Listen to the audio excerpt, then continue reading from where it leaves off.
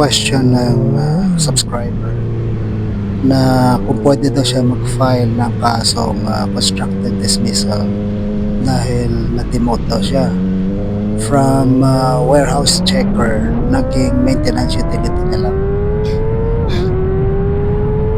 Kapag na-demote, pwede mag-file ng constructive dismissal yan.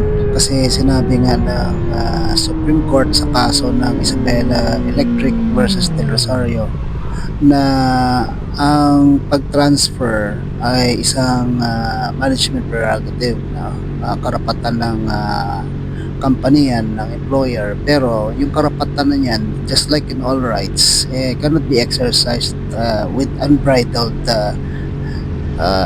discretion. So ibig sabihin may limit lagi yan. Dapat pag in-exercise yung right to transfer ng employer, yan ay walang grave abuse of discretion, always considering the basic elements of fair play and justice.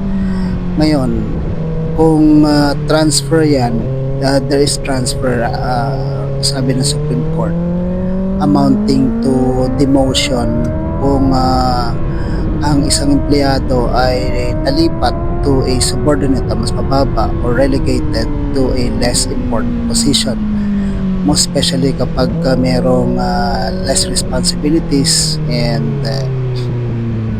diminution of pay. So merong ngayong demotion, just like in that case Isabela Electric na ang demotion dyan ay naging illegal, sabi ng Supreme Court.